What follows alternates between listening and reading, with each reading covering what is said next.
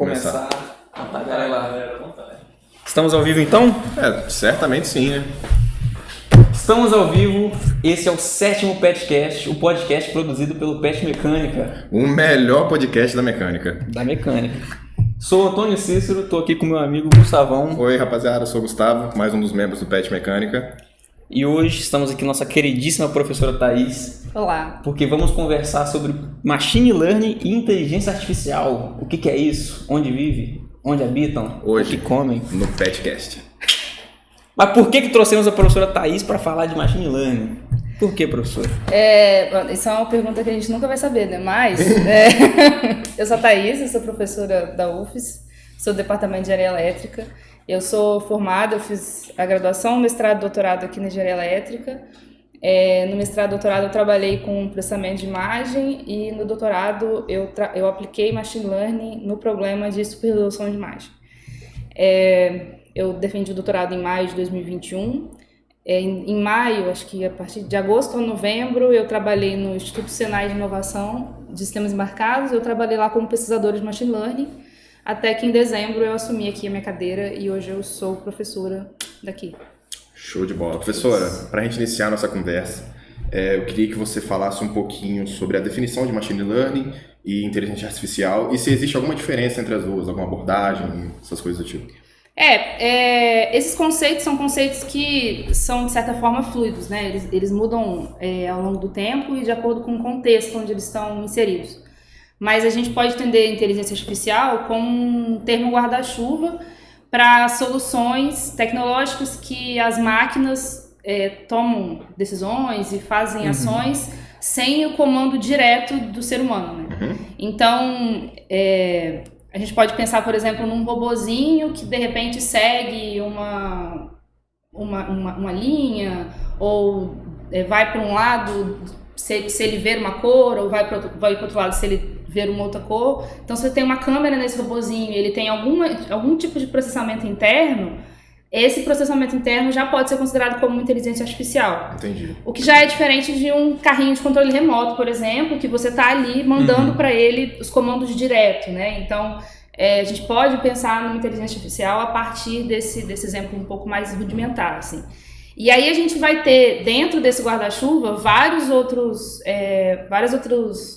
conhecimentos, outros estudos, outros termos que compõem essa área de ensino, né? Essa área de estudos. Inteligência artificial é um termo que ele vai aparecer, vai ganhar mais notoriedade ali na década de 50, na Universidade de Dartmouth, nos Estados Unidos, porque é quando eles vão propor um workshop para falar sobre isso. E desde lá até aqui, esse termo ele vem tomando formas diferentes. Então, quando a gente pensa em inteligência artificial, talvez a gente possa pensar nos filmes de ficção científica, assim. Sim, então, robô, aquele homem bicentenário, que ele até um robô que ele começa a ter sentimentos. Do Isaac Asimov também, qual que é o nome? Aí já pega mais robótica, né, dependendo. Aquele filme Her também. Da Scarlett Johansson. Da Scarlett Johansson, tal, o C-3PO do Guerra nas Estrelas. Então, quando a gente pensa num robozinho que faz coisas como humano, a gente já pensa em inteligência artificial, né? Sim. Que é, de fato, uma inteligência artificial, mas isso ainda está no campo da ficção.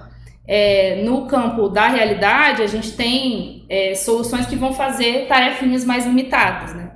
E aí, quando a gente pensa em como que o computador, né? E aí, quando eu falo computador, eu estou falando computador no sentido mais amplo. Então, o computador pode ser um computador de fato, pode ser um celular, pode ser um Arduino, pode ser um computador embarcado num carro. Então, quando eu falo computador, eu estou falando de uma maquininha, né? Que vai programar. Então, quando a gente pensa nessas máquinas, como é que a gente vai fazer com que elas sejam inteligentes? E é aí que a gente a gente começa a falar de Machine Learning, né, que o termo em português vai ser aprendizagem de máquina. E aí... O termo inteligência artificial nasceu antes do Machine Learning, então? Eu acho que sim. Eu até fiz uma pesquisa, tem uma ferramenta do Google, chama Ngram, se você pesquisa a ocorrência das palavras ao longo do tempo. Eu até fiz uma pesquisa, né, porque eu fiquei com essa dúvida também, de inteligência artificial e machine learning, e eu vi que inteligência artificial surge um pouco antes mesmo. Mas até é curioso, porque ele dá um gráfico lá, né? E dos últimos 20 anos, Machine Learning ganha muito mais do que inteligência do que a inteligência artificial em termos de ocorrência, em textos, enfim. Mas eu entendo que surgiu depois, sim. E porque inteligência artificial, então, vai englobar todas várias tecnologias. Sim. Machine Learning é a área do conhecimento que fala sobre como que a gente faz o computador aprender. Então, uma analogia que a gente pode fazer é no processo de aprendizado dos humanos mesmo. Então, se você tem uma sala de aula, por exemplo, né, o professor ele tem vários recursos para que os alunos aprendam a matéria que ele está ensinando ali. Então, como é que a gente faz isso, né? Então, como é que os professores fazem os alunos aprenderem? Aí, cada professor vai ter sua metodologia, enfim, mas a gente pode pensar que o que você está fazendo, de uma forma geral, você entrega informações para os alunos usarem como exemplos, para eles criarem, para eles conseguirem usar aquele conteúdo depois, né? Então, e aí a gente pode pensar machine learning assim, você vai dar informações para o computador, Sim. E aí a gente vai chamar isso de dados, né? O termo geral vai ser dados, e aí dados pode ter vários formatos, pode ser uma planilha no Excel, pode ser várias imagens, podem ser vídeos, podem ser, sei lá, textos, o ChatGPT, por exemplo, que tem lá os textos corridos. Então, a gente chama isso de uma forma geral de dados. Então, você está dando essas informações para o computador e você quer que o computador consiga fazer relações entre essas informações. Então, isso é diferente, por exemplo, quando você diz para o computador como que ele vai relacionar aquilo. Então, por exemplo, imagina que você tem um conjunto de números. Então, um conjunto de números que pode ser os números inteiros, aí você tem outro conjunto que são os números pares, né? Sim. E aí você pode relacionar isso, de repente, fazendo esse conjunto, eu vou multiplicar cada um desses números por 2 e vou chegar nesse outro conjunto aqui. Então, você pode programar o computador assim. Você pega a entrada e multiplica por 2, né? Que a gente pode fazer isso em qualquer linguagem de programação. Em Machine Learning, a gente faria diferente. A gente faria, toma esse conjunto, toma esse outro conjunto, eles se relacionam. Como que eles se relacionam? E aí, a gente quer que ele aprenda a relacionar aqueles dados, né? Então, esse é um pequeno exemplo. Então, Machine Learning é isso, é você tentar fazer o computador, ensinar o computador a aprender, na verdade. No seu doutorado, você fez a pesquisa sobre o Machine Learning geral ou você aplicou isso em algum caso de engenharia? Então, o meu doutorado e o meu mestrado, eles foram na área de processamento de imagem. Então, o meu problema é o problema de superresolução de imagem. Então, o que é superresolução de imagem?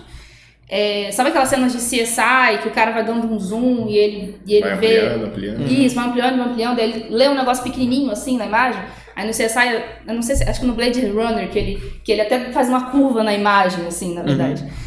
Então, superresolução é um pouco isso. Como é que você aumenta a imagem sem perder informação?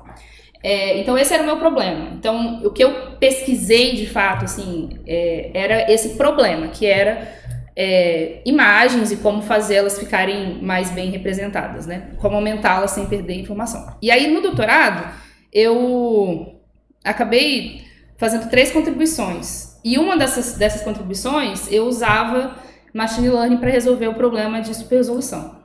Aí eu usava uma rede neural para resolver esse problema, né? Então, e aí eu fiz várias disciplinas no mestrado e doutorado de Machine Learning. Isso. Eu fiz várias disciplinas para ir aplicar isso ao meu problema, né? Que é o problema de superresolução. Então, a aplicação do Machine Learning ela pode ser ampla. Sim, ela é muito ampla. Muito ampla. Porque você pode olhar para o Machine Learning de uma forma matemática, né? Então, você tem um conjunto de informações e esse conjunto de informações, ele se relaciona de alguma forma. Então, e como eu falei, essas informações, elas podem ser qualquer coisa. Porque quando você vai pensar no modelo, então você está lá, parado na frente do computador, treinando seu modelo de Machine Learning. Esse modelo, ele vai ser alimentado com números. E esses números, eles podem ter uma representação no mundo real que vem de vários lugares. Então, por exemplo, no meu problema, esses números eram uma matriz de números em que cada um dos números tinha uma relação com uma cor, né? Que é o caso do problema das imagens, né? As imagens digitais, a gente vai ter uma matriz bidimensional e cada pixelzinho é um número que está relacionado com uma cor. Quando você está falando, sei lá, de um problema cotação do dólar. Então você tem um vetor de números e cada um daqueles números é a cotação do dólar em determinado momento, determinado dia. Você pode estar falando também de dados de sensores de uma fábrica. Então você pode ter um sensor de vibração que está grudado lá, por exemplo, num trem, né? Vendo a vibração lá do... Exatamente. Isso é um sinalzinho elétrico, né? Que está ali ligado na roda de um trem. Eu usei um exemplo de trem, eu não sei nada de trem, mas enfim. Aí você tem lá esse sensor de vibração nessa roda lá do trem. E essa vibração, ela vai se transformar num sinal elétrico, né? E aí esse sinal vai ser analógico, enfim. E aí esse sinal elétrico, ele vai ser representado como um número. Quando você digitaliza ele, joga para o computador. Sim. E aí, para o modelo de machine learning, meio que tanto faz. Se esse número é a vibração, se esse número é cor de imagem, se esse número é a altura de um monte de gente, se esse número é nota de aluno. Meio que tanto faz. Eu não posso falar palavrão, eu acho, né? Acho que não. Eu acho que não. Tanto faz. Tem monetização. Então, tanto faz o número. Então, se você conseguir fazer o seu problema ser representado com números, você tem o potencial de trabalhar com machine learning, sabe? Então, é um pouco isso. E aí, eu não sei se eu tô avançando o assunto. Não. Posso, né? E aí, uma coisa que é importante é pensar nessa interface do modelo, que é um modelo que está dentro de um computador que foi programado, com o mundo real. Então, mundo real porque não é o que está dentro do computador, né? Então, você tem que pensar nessa interface. Então, se você quer prever uma falha num processo industrial. Então, você tem um processo industrial lá que tem, sei lá, uma fábrica de garrafa, né? Então, tem esse processo, essa fábrica vai passar por uma esteira e aí a garrafa pode estar estragada, sei lá, né? Pode ter defeitos. Então, quais são os possíveis problemas que você pode ter nesse processo? Então, vamos supor que você pode ter problema do tipo, a tampinha está com uma cor diferente. Então eu quero saber, quando tiver uma tampinha que não é azul, eu quero acionar um alarme lá, eu quero jogar fora essa tampinha. Então como é que você vai ver se essa tampinha é azul ou não? Aí você põe uma câmera, certo? E aí essa câmera que tá vendo as cores lá vai mandar essa informação para o computador. E lá no computador você pode fazer um treinamento, sabe? Com várias imagens, enfim. Então você precisa fazer essa interface entre o mundo real com o computador. Que eu acho... Assim, minha opinião, eu acho que é uma parte talvez mais complexa. Sim. E que talvez eu percebo assim, todo esse frisson sobre machine learning ignorando um pouco isso. Assim. Então, meio que não adianta você conhecer todas as bibliotecas de Python e todos os frameworks que trabalham com machine learning se você não conseguir fazer a interface. Isso, modelar o seu problema e fazer a interface com o mundo real, sabe? Uhum. Era por aí mesmo que eu ia perguntar agora, porque, exemplo, tá lá a fábrica de garrafa, aparece uma garrafa vermelha e a máquina responde, cachorro. Uhum. Porque é um cachorro vermelho. Exatamente. Como é que eu faço para treinar? Como é que funciona esse treinamento? Aí vamos então falar um pouco sobre o processo do treinamento, né? Vamos pensar num bebê. Neném, acabou de nascer. Certo? Fofura lá, chorando, aquela coisa maravilhosa. Acabou de nascer o neném e ele não viu nada no mundo, né? Porque os nenéns, os humanos, eles meio que... Esse é o nosso desenvolvimento, né? A gente vai nascendo ali, a gente vai falando, aí você erra um negócio, aí você fala pra sua mãe, mamãe, eu fazia, sei lá, qualquer coisa. Ela fala, não é fazia, fez. Uhum. Né? Eu fiz, né? Então, o neném, você vai meio que apresentando os exemplos pra ele aprender. Então, se ele nunca tiver visto uma garrafa d'água, ele não vai saber que isso é uma garrafa d'água, certo? Então, a gente precisa preparar o nosso banco de dados de treino para o nosso modelo de machine learning.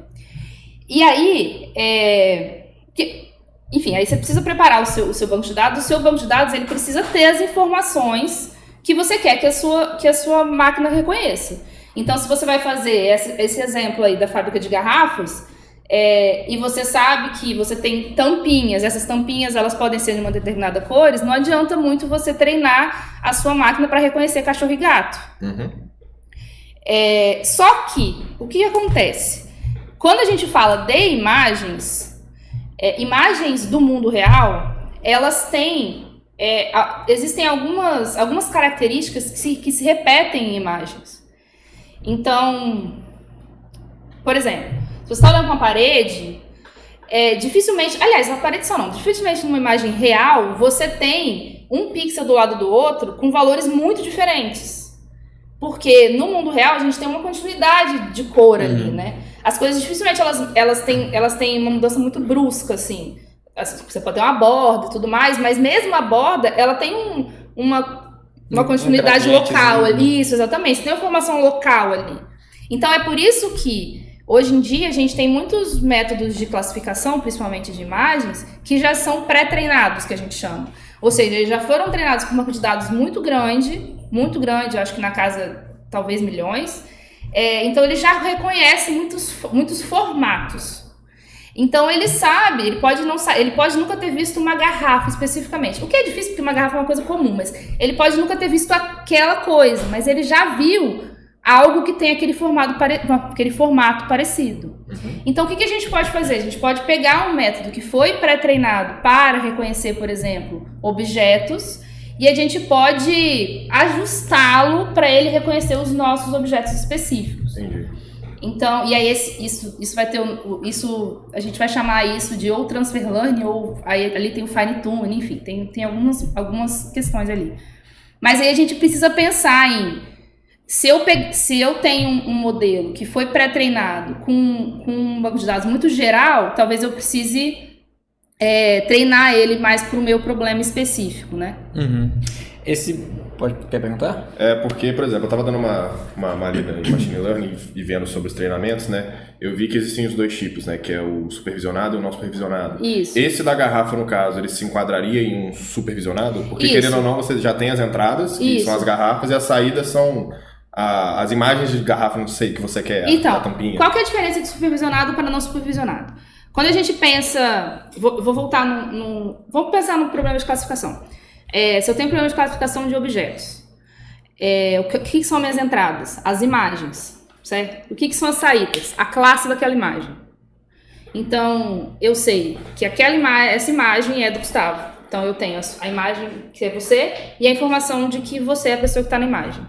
A gente vai chamar, o que a gente está chamando de saída aqui, a gente vai chamar de alvo. Então, no aprendizado supervisionado, eu tenho as entradas e eu tenho o alvo, certo? Então, no treinamento, eu tenho a entrada e o alvo. Então, uma foto de um cachorro, cachorro. Uma foto de um gato, gato. Uma foto, enfim. Então, isso é entrada e alvo. E aí, isso é o aprendizado supervisionado. Eu dou esses pares para o meu modelo, e aí o modelo ele aprende a fazer essas relações. Esse conjunto, essa imagem, que é uma matriz bidimensional, esse conjunto de pixels aqui, organizado dessa maneira, é um cachorro. O aprendizado não supervisionado, a gente não tem o alvo. Então, a gente tem lá várias imagens, por exemplo, mas a gente não sabe o que são essas imagens. Então, uma tarefa muito comum no aprendizado não supervisionado é o agrupamento. Então, você tem vários dados e você quer tentar meio que juntar ali, esse é um conjunto, esse é outro conjunto. Então, nesse caso dos cachorros e dos gatos, sei lá, você tem um monte de imagem de cachorro e um monte de imagem de gato. Quer saber qual que é a raça de cada um? Sei lá, sim, enfim. Então você pode tentar fazer o seu modelo, tentar juntar essas categorias em coisas que se parecem. E aí é interessante porque o que a gente entende como parecido não é necessariamente o que o computador vai entender como parecido. É isso que eu ia perguntar, porque às vezes a gente vê lá o focinho do cachorro, o rabinho balançando, a gente pensa, cachorro. Mas o robô vai ver só a gente não a imagem, só as cores. Ele vai ver várias coisas, entendeu? O animal de quatro patas, ele um cachorro e um gato. Os dois juntos. Exato. Então, e o computador, ele pode reconhecer padrões que a gente não consegue reconhecer. Então, mais recentemente, saiu um artigo, uma matéria, eu vi por cima, assim, de uma inteligência artificial que conseguia reconhecer, acho que câncer de mama antes do câncer... Antes dele aparecer nas mamografias lá. Então ele conseguia reconhecer antes de um técnico, né? Porque apareceu antes. Porque de alguma forma o computador ele conseguiu reconhecer um padrão ali que a gente ainda não consegue ver. Porque o computador ele tem uma capacidade computacional que não é que seja maior que a nossa, porque a gente é mais capaz que o computador, não é isso, mas ele tá enxergando aquilo de uma outra forma que a gente não tá enxergando. Então, aí você tem essa diferença do que é supervisionado e do que não é supervisionado. Então, esse problema da garrafa, se a gente pensa num problema de classificação, provavelmente a gente vai modelar como um problema supervisionado. Sim. Que é, eu sei como que a minha garrafa deve ser. Então, eu vou mostrar pro computador como é que ela deve ser, entendeu? Show de bola. Isso. Fala comigo, titio. Qual que era a próxima? Quando a gente está pesquisando sobre Machine Learning, eu acho que é justamente isso que você estava falando agora, de um banco de dados de 1 milhão de imagens, 1 bilhão de imagens. Uhum. A gente esbarra com Deep Learning, com rede neural. Tem vários termos dentro do estudo de Machine Learning, ou até de inteligência artificial. Então, Machine Learning é aquilo, né? A gente pode entender como área de conhecimento. E aí você tem vários métodos possíveis dentro de Machine Learning. É muito curioso, inclusive, para mim, que eu comecei a estudar essa área em 2013. E aí a gente chama Machine Learning de outras coisas, né? Então, teve uma disciplina que eu fiz em 2014 que chamava Reconhecimento de Padrões. Que você vai ver a ementa lá, a gente estudava várias coisas que hoje a gente entende como Machine Learning. Quer dizer, naquela época também, mas, enfim, tem esses termos diferentes aí, né? Mas aí, então, tem vários métodos que se encaixam nessa área do conhecimento. As redes neurais são um conjunto de métodos específicos que foram descritas, modeladas, não sei exatamente qual seria a melhor palavra, mas pensando em como funciona o nosso cérebro. Então, a gente tem neurônios no cérebro e esses neurônios eles vão conversando ali entre eles, né, usando as sinapses lá. E aí as redes neurais elas foram desenhadas tentando imitar isso. Então, o que são redes neurais? As redes neurais são métodos específicos de machine learning que tentam fazer as relações entre esses bloquinhos que a gente vai chamar de neurônios. Existe um teorema, talvez, acho que é um teorema, que diz que as redes neurais elas são esqueci a palavra, as funções universais, elas conseguem, acho que funções universais, geradoras universais, acho que é esse o termo, que basicamente diz que a gente consegue representar, não sei se todos os problemas, todas as funções, mas a gente consegue representar muita coisa com redes neurais, a gente consegue resolver muitos problemas com redes neurais. Uhum. E aí, o que acontece? Imagina que a gente tem, e aí a gente vai ter essa lógica das camadas nas redes neurais. Então a gente tem as entradas, então vamos pensar num vetor de valores. Vamos pensar na garrafa. Então a gente tem a garrafa, a gente tem a matriz bidimensional, então isso seria a entrada da rede neural. E aí a gente dá esses valores para uma primeira camada, que são vários neurônios, que na verdade são funções matemáticas. Uhum. E são funções matemáticas, e você vai fazer uma combinação linear entre uma das entradas. Uma combinação linear mesmo. A x1 mais b x2, E você vai fazer, então, uma função... Então, cada um desses neurônios está fazendo uma função matemática com as entradas. E aí, você vai concatenando isso. Então, você pega... aqui você tem uma camada, então você tem vários neurônios aqui, cada um está fazendo uma função matemática, e na frente você tem outros neurônios que estão fazendo uma função matemática. Então, com a saída desses neurônios, aí você vai concatenando isso, e é isso que a gente chama de camadas. Aí, o Deep Learning, eles são redes neurais, só que são redes neurais profundas, por isso Deep Learning. Então, são redes que você tem muitas camadas. E além de você ter muitas camadas, do tipo, você tem várias funções uma na frente da outra, você também consegue lidar com dados de dimensão muito grande. Então, você consegue lidar com uma imagem muito grande, uma imagem de muitos pixels. Uhum.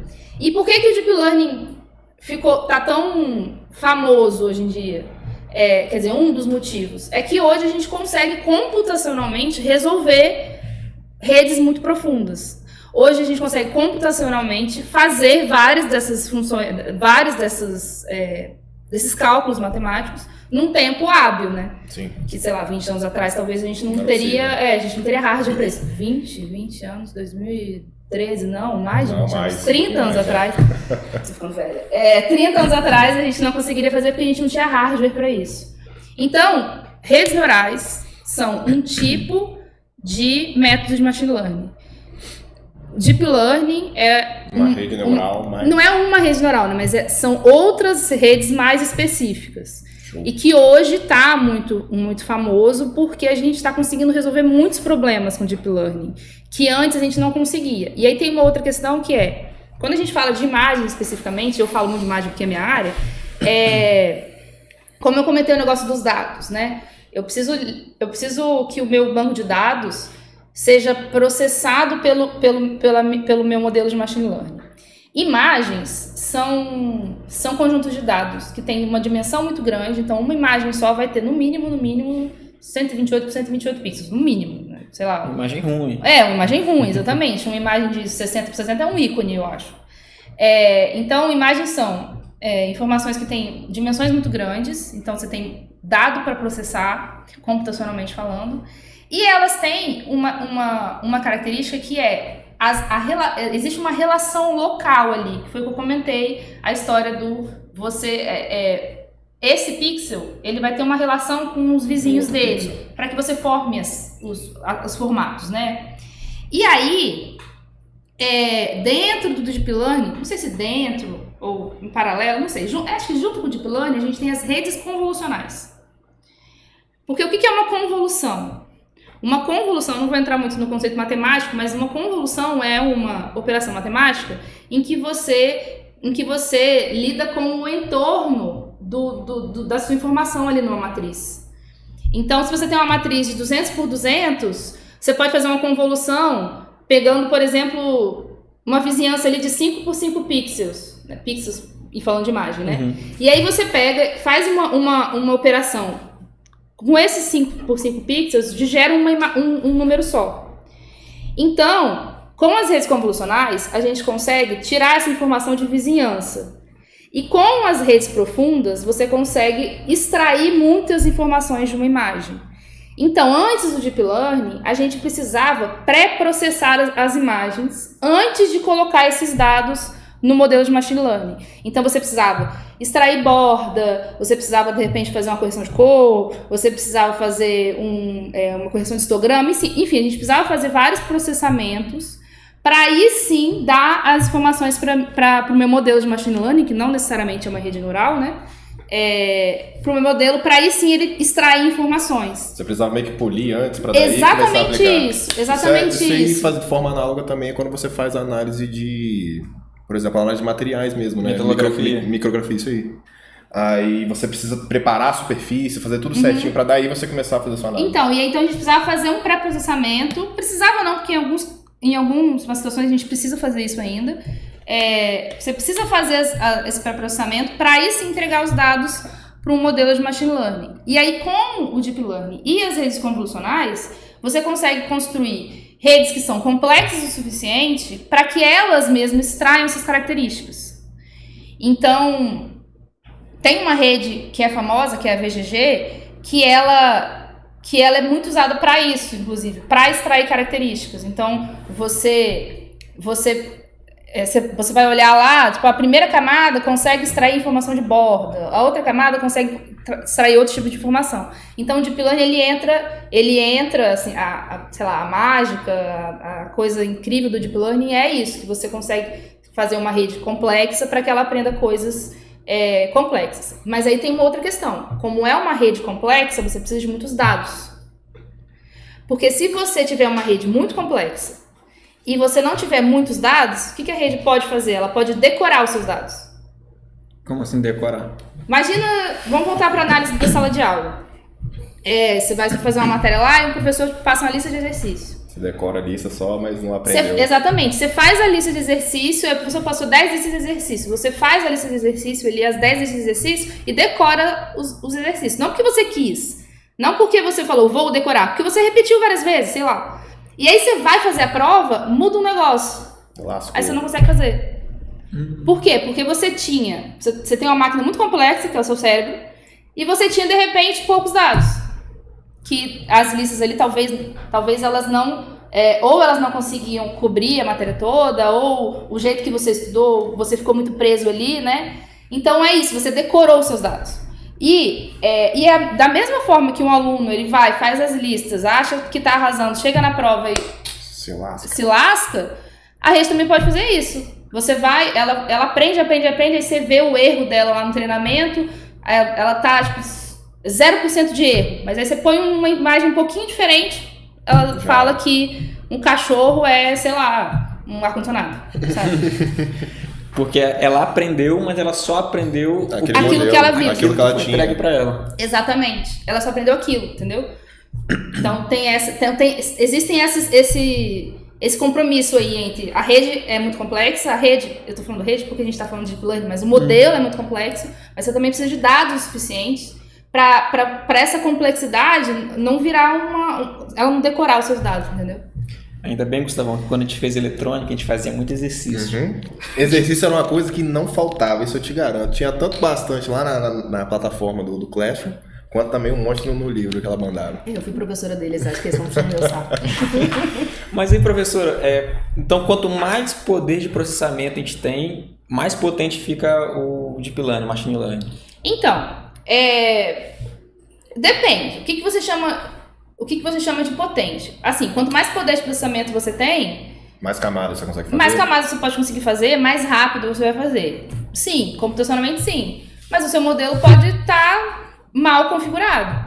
Ele pode estar mal parametrizado, ele pode não ter dados o suficiente, você pode ter escolhido um modelo que não é o melhor modelo para o seu problema. Então, assim, hardware ajuda muito, mas não é tudo, sabe? A gente precisa estudar os modelos de machine learning, a gente precisa estudar as técnicas de treinamento, de validação, a gente precisa conhecer o nosso problema. Então, se você está trabalhando com imagens, você precisa estudar processamento de imagens para você entender como é que as imagens funcionam. Se você está trabalhando com séries temporais, então, tipo a cotação do dólar, uma série temporal, você precisa estudar aquele problema. Então, machine learning pode ser aplicado em vários contextos. E você precisa conhecer o seu contexto também, sabe? Então, é isso. Então, assim, você precisa de poder computacional, mas você também precisa de uma boa modelagem. De uma boa modelagem, exatamente. E querendo ou não, a parte da modelagem ali, quando você vai pegar o seu problema e jogar para comparar a realidade com o que você quer que a máquina aprenda, né? Exatamente. Dentro da modelagem cairia tanto isso, como também o código que você vai fazer para aquela máquina e tudo mais? Sim, também. Porque você vai... É no código que você vai dizer para o modelo como que ele vai se treinar, né? Entendi. Então, então é isso. Então você precisa conhecer das ferramentas de programação mesmo para explicar para o código como é que ele pode se treinar. Né? E para machine learning, quais são as principais linguagens assim, que são utilizadas? Então, hoje em dia, o Python faz muita coisa. Sim. É até difícil para mim falar, porque tem muito tempo que eu não sento para programar, né? Porque hoje em dia eu fico mais na parte de ler artigo, talvez uma gestão, assim, não sei.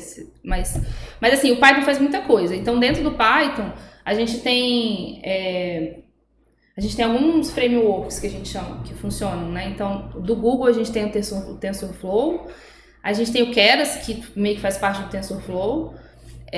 Inclusive, o Google tem alguns cursos sobre TensorFlow e tal. Que mais? Na parte de visão, a gente tem o OpenCV, na parte de visão computacional e processamento de imagens.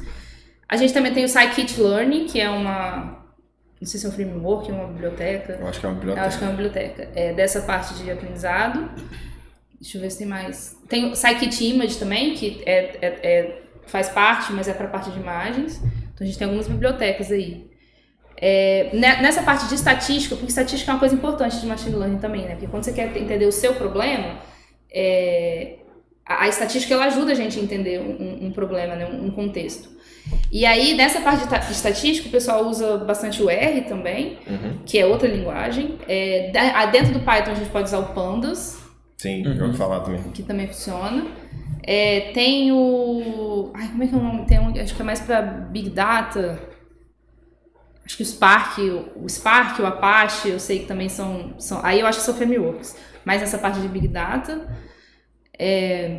O que mais? Dependendo do tamanho dos seus dados, até o Excel mesmo, você pode ajudar, consegue fazer muita coisa. Não com machine learning, mas com estatística você consegue fazer muita coisa. Na verdade, machine learning também, porque o Excel faz regressão linear, por exemplo. E regressão linear já é machine learning. Sim. Acho que é isso. Assim. Professora, você falou um assunto interessante sobre Big Data. O que seria o Big Data? Você sabe? Sei, assim, por cima, né? Mas é basicamente o fato de que hoje a gente tem muitos dados. Sim. E muitos dados disponíveis e dados online, né? Online no sentido de ao vivo, assim. Então, e aí isso se conecta com a história do Deep Learning, você ter poder computacional para treinar e você ter dados para aprender, dados suficiente. E aí é por isso que essa história do Big Data casa nessa conversa sobre inteligência artificial. Que aí com isso você consegue monitorar coisas e aprender comportamentos, sei lá, comportamento das pessoas online, enfim. Então, até onde eu sei, que não é muito, mas até onde eu sei, esse conceito de Big Data vem disso, né? Vem de muitos dados e dados que chegam ao mesmo tempo, ao vivo, assim, entendeu? Sim. Muito rápido, chega com muita velocidade. Exatamente, com muita velocidade e muitos dados, assim. Show. Então, a gente consegue, mudando um pouco de assunto, mas ficando lá mesmo, a gente consegue afirmar que hoje em dia a gente está escalando muito rápido nessas questões de inteligência artificial e machine learning? Sim, consegue. Comparado a 10 anos atrás? Sim, consegue. Porque há 10 anos atrás, comparar se a garrafa era uma garrafa mesmo era fácil, ou não? Fácil é uma palavra forte. Eu acho que assim, as coisas elas têm mudado muito rápido mesmo. Eu percebo, até na minha experiência, né, que eu falei, por exemplo, de ferramentas e linguagens, e eu não comentei do MATLAB, que é o que eu usei no mestrado e doutorado, que é uma ferramenta muito, muito poderosa. Caríssima, mas muito poderosa.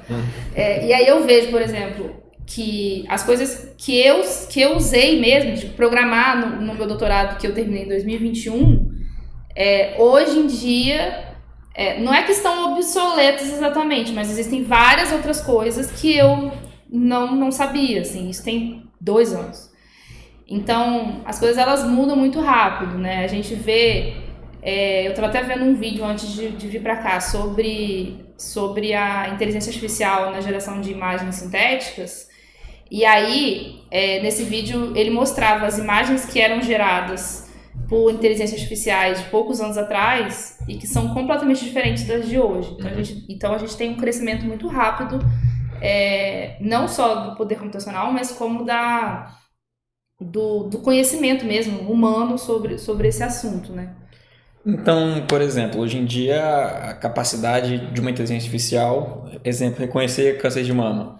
Hoje em dia pode ter uma acurácia muito pequena, digamos assim. Muito alta, não? Alta. A acurácia alta. A acurácia alta. Um erro muito pequeno. Sim. Eu posso botar esse robô para virar médico? Não pode. Aí que a gente entra num assunto muito espinhoso, né? Que é a história do vai substituir ou não vai substituir os humanos. Era aí que eu queria encostar.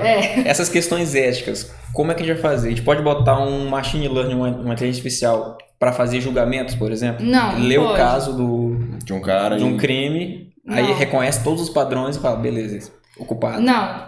Mas assim, o que acontece? Essa história da ética em machine learning é um assunto que está muito quente. Então, existem pesquisas sobre ele no momento. Porque a gente viu algumas coisas acontecerem que são um pouco assustadoras, né? Tem a história do robô da Microsoft que fez umas declarações racistas aí uns anos atrás. Tem algumas... Eu vi um artigo uma vez que falava sobre classificação de cena. Então, uma cena, então, se tivesse uma foto disso aqui, então ele diria, isso é uma gravação de podcast, é uma reunião, sei lá. Você bate uma foto de uma aula, isso é uma aula. Então, isso é classificação de cena, né? E eu vi esse artigo que dizia que ele estava criticando alguns modelos de classificação que não reconheciam, por exemplo, casamentos indianos como casamento. Não.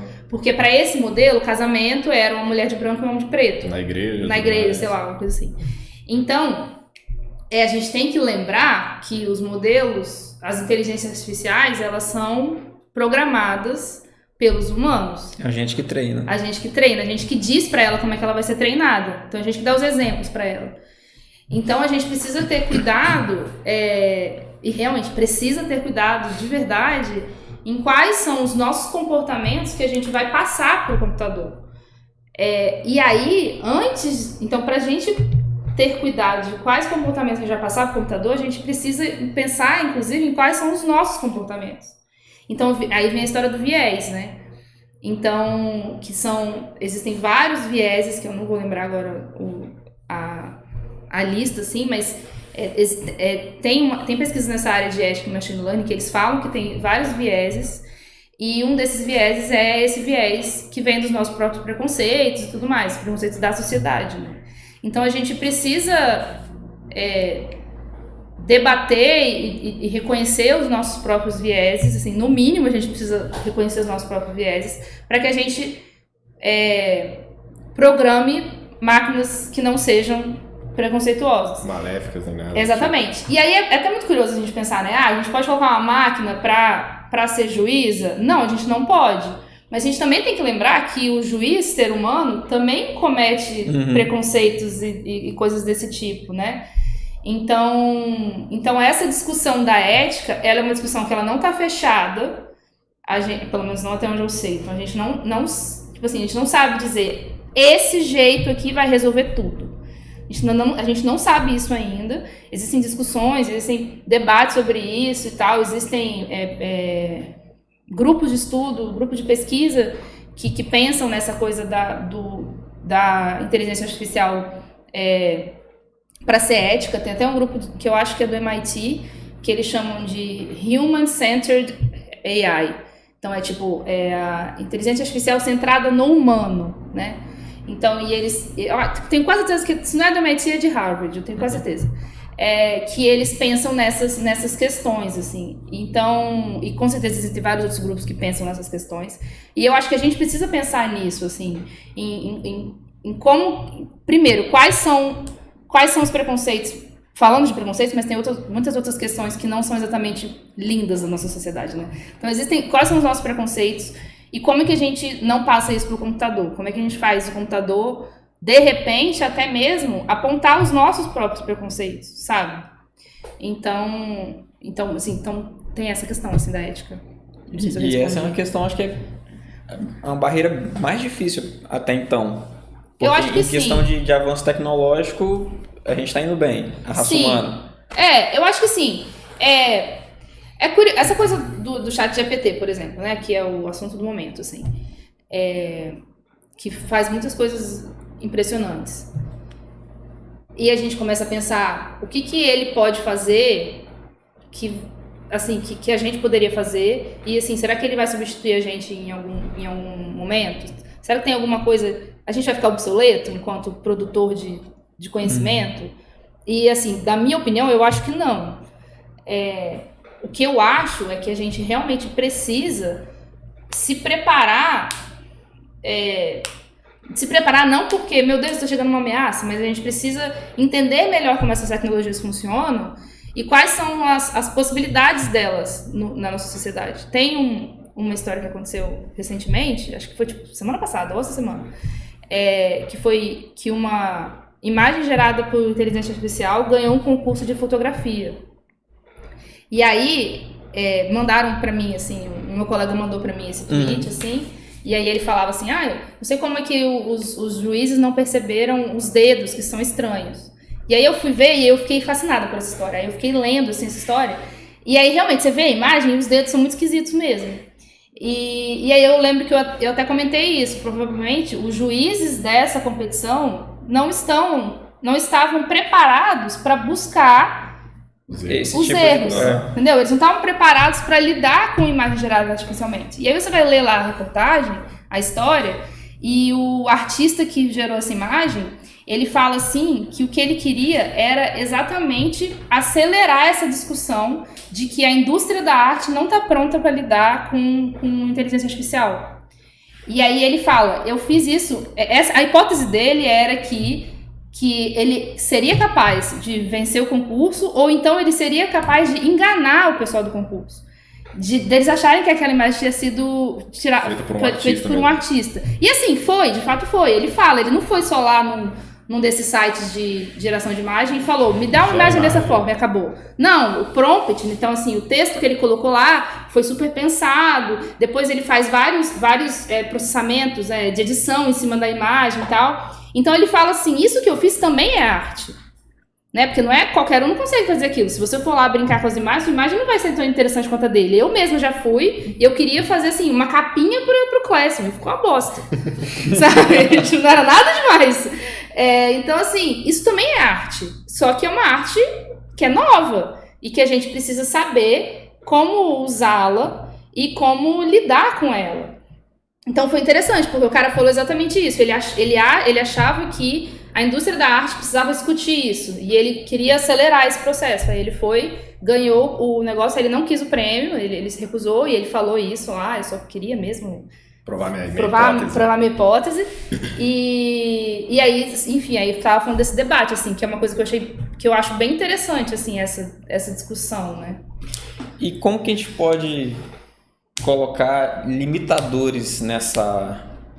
Porque como é um código aberto, né? Para fazer esses softwares de imagens e tal. Uhum. Isso pode não ser... Não necessariamente, né? Pode não ser. Pode não ser, mas pode ser também. Pode vir a ser algum tempo, sim. Pode ser uma parada muito acessível. Sim. E como que eu faço para bloquear certas coisas? Exemplo, um cara usar para criar uma fake news. Então, acho que acho que limitador não vai ter, não. Isso aí vai ser mais exatamente. Bom senso. Eu acho isso, assim. Acho que a gente não tem como limitar isso. Porque a gente poderia voltar 30 anos atrás e conversar com pessoas que de repente ia perguntar como é que a gente faz para limitar o uso de 20 anos, o uso de celular na sala de aula. Isso não limita, sabe? A verdade é essa, assim, tem um drama que eu mesmo passo na sala de aula, que é o negócio dos alunos tirarem foto do quadro, que é uma coisa que eu fico pra morrer, porque eu lembro, assim, a gente sabe que anotar é importante. E aí, toda vez que o aluno pergunta, professor, pode tirar foto? Eu falo, pode, porque eu não vou falar que não pode. Mas eu fico pensando, cara, será que ele tá aprendendo de fato? Será que ele vai olhar aquela foto depois? Já faz o clipe e manda pros alunos. Será que vocês olham a foto? Eu acho que todos os celulares passariam muito bem na minha matéria. Galeria, né? Mas, com mais de 1000 fotos de quadro, nunca abriu um. Que aula é essa aqui? Então, pois eu não sei. Mas é o fato, não dá pra eu limitar isso. Não dá pra eu, assim, nesse caso, não dá pra eu falar para todos os alunos, coloquem os celulares naquela mesa antes da aula começar. Essa tecnologia existe, ela tá aqui. É inevitável, a gente não pode fingir que ela não existe. Eu acho que o caminho é esse, é conhecer mais. E se adaptar. E se adaptar. Como? Não sei. Assim, ainda não sei. Com o tempo acho que a gente descobre. E professor, aproveitando esse gancho aí que você falou, uma pergunta que a gente bolou aqui, que a gente quer saber mais de você, por você ser professora. Como que esses avanços tanto da inteligência artificial como de machine learning, por exemplo, com o ChatGPT, impactam no seu ambiente de trabalho? Porque você é professora, né? Sei lá, pode tanto coisas que vão te beneficiar, por exemplo, às vezes eu quero ideias para preparar uma aula um pouco diferente, preparar um laboratório, ou até mesmo algum aluno, por exemplo, você passa um trabalho, ele joga tudo no ChatGPT, ele pega lá e tal. Qual a sua opinião em relação a isso? Acho que essa última palavra que você falou é boa. Essa é a minha opinião. Eu não posso falar sobre todos os professores, nem daqui, né? Mas eu acho que é bem isso mesmo. Tem esse medo, né? Eu acho que isso é uma coisa que a gente tem medo. Eu vou passar um trabalho e todos os alunos vão jogar no seu ChatGPT e vai vir de lá, o menino não vai fazer nada. O menino ou a menina, ou a menine, não vai fazer nada.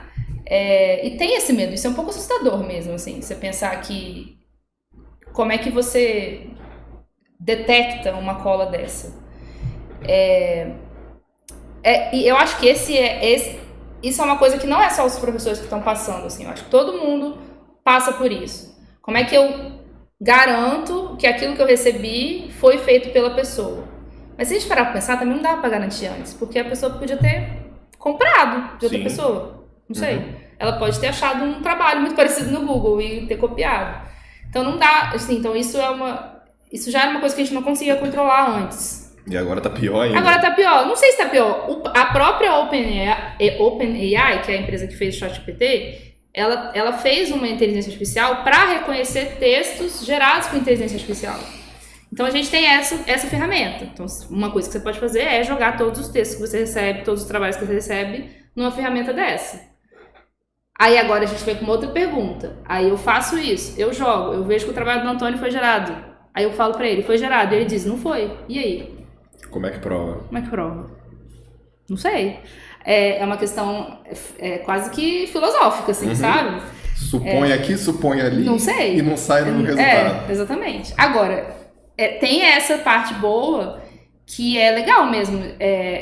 Realmente, o ChatGPT ele pode dar ideias. Eu quero fazer um laboratório diferente para os alunos aprenderem como funciona um diodo. Eu posso falar para o ChatGPT, me dê 5 ideias para o laboratório com diodo. E ele vai me dar lá algumas ideias. E eu, que sou uma pessoa que já sei aquele assunto, vou pegar aquelas ideias e vou conseguir filtrar o que é bom e o que é ruim. O que ele falou que é certo, o que ele falou que está errado. Correto. E agora se eu não sei o assunto. Aí realmente. Então, assim, acho que a gente precisa desconfiar. Não desconfiar porque a tecnologia é ruim, não é isso. Mas o ChatGPT, ele mesmo fala, né? Eu não sou uma ferramenta de Google de busca. Ele é uma ferramenta de linguagem.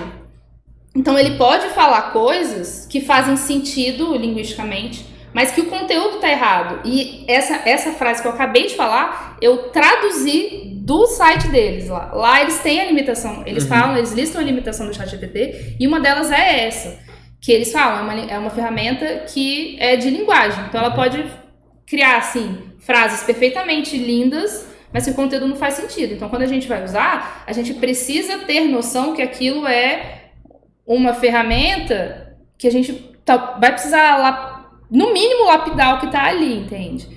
Então eu acho que ela ajuda, principalmente essa coisa de ter ideias, eu acho que ela ajuda muito. Para criar coisas é muito legal. Às vezes você pensar se você quer formatar um texto de alguma forma que você não sabe, como é que eu faço uma carta de recomendação? Ver ortografia, dependendo.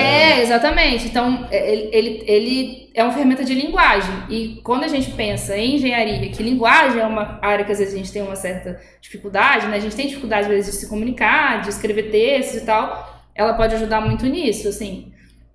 E aproveitando até esse gancho aí de avanços tecnológicos e tudo mais, esses desafios e tudo mais, como é que você acha que vai ser o futuro daqui para frente, tanto do machine learning, da inteligência artificial? Essa pergunta é muito complicada, porque... É difícil prever, né? Eu não consigo prever o futuro. Eu acho que a gente vai precisar se adaptar a isso, assim.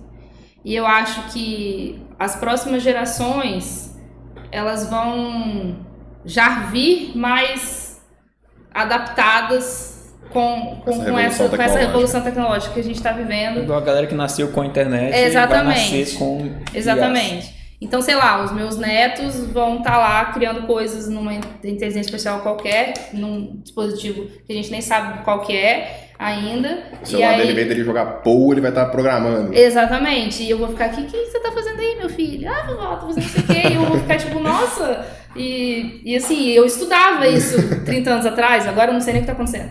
Eu acho que a gente vai passar por muitas revoluções, assim, nesse sentido, né?